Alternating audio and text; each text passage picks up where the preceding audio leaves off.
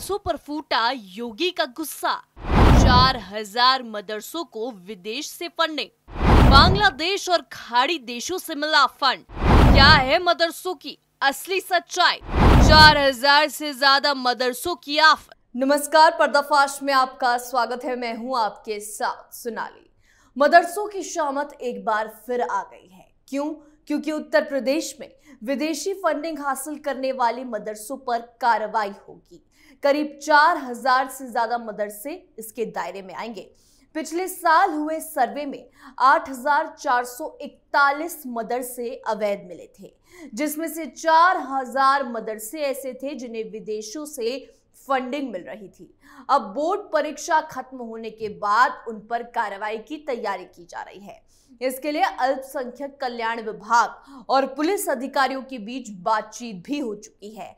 कार्रवाई किस लेवल पर होगी, आज इसी से पर्दा उठाएंगे। वहीं ये भी बताएंगे कि अवैध मदरसों को विदेशी फंडिंग आखिर कैसे मिल रही है।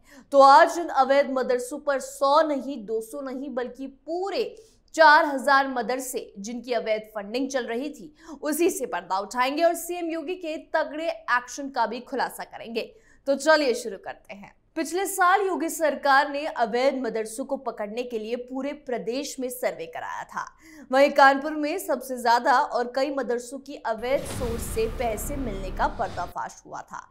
वहीं जब ये अवैध मदरसे पकड़े गए तब बच्चों की बोर्ड पेपर शुरू हो गए थे। सरकार बच्चों के फ्यूचर के साथ खिलवाड़ न करते हुए अपनी कार्रवाई को वहीं रोक चुकी थी।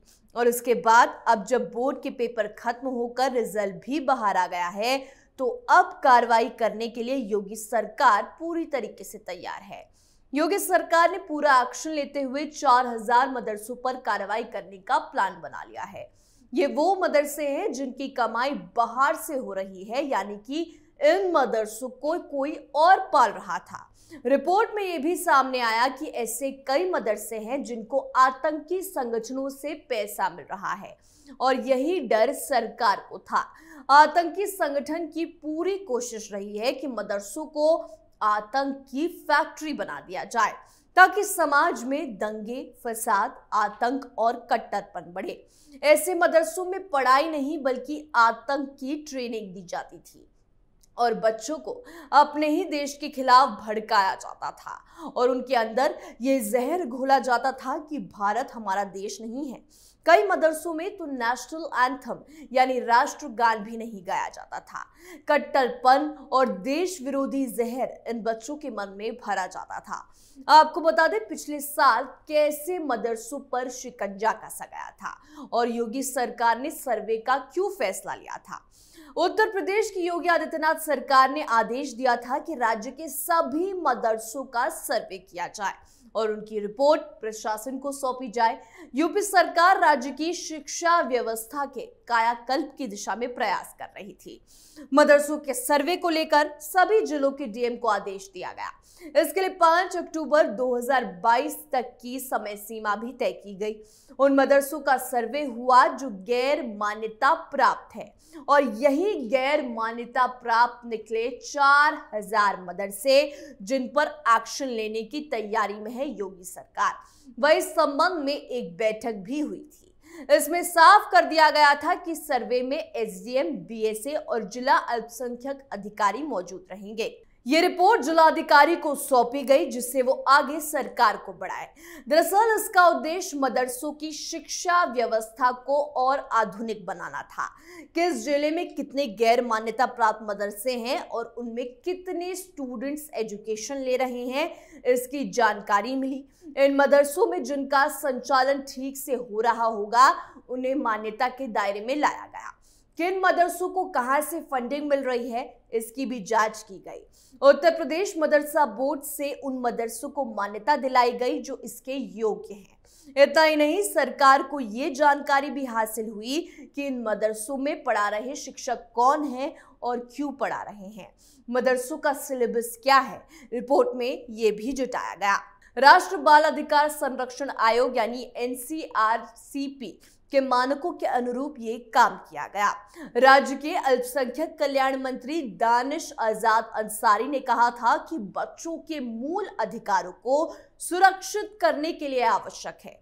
पीने का पानी और फर्नीचर से लेकर बिजली सप्लाई और शौचालय की उचित व्यवस्था बच्चों के लिए आवश्यक है। इसके बाद कई मौलानाओं ने अपनी छाती पीटनी शुरू कर दी थी और कहा था कि सरकार मदरसों में क्यों टांग अड़ा रही है, लेकिन मदरसों पर एक्शन जारी रहा, सर्वे भी जारी रहा और 4000 मदरसों की फंडिंग का खुलासा हुआ। बोर्ड के पेपर आए, इसलिए सरकार ने कोई एक्शन नहीं लिया। अब बोर्ड के रिजल्ट आए हैं तो सरकार ने क्या एक्शन लिया, चलिए बताते हैं। प्रदेश में अवैध रूप से चल रहे मदरसों पर सरकार ने शिकंजा कसने की तैयारी शुरू की। 4000 से ज्यादा गैर मान्यता प्राप्त मदरसों के खिलाफ कानूनी कार्रवाई की तैयारी है। इन मदरसों में विदेशी फंडिंग कहां से हो रही है, मदरसा बोर्ड की परीक्षाएं समाप्त होने के बाद ये कार्रवाई करने की बात कही गई। अल्पसंख्यक कल्याण विभाग अधिकारियों का पुलिस के आला अधिकारियों के साथ भी मंथन हुआ। प्रदेश सरकार ने पिछले साल प्रदेश में गैर मान्यता प्राप्त मदरसों का सर्वे करवाया था।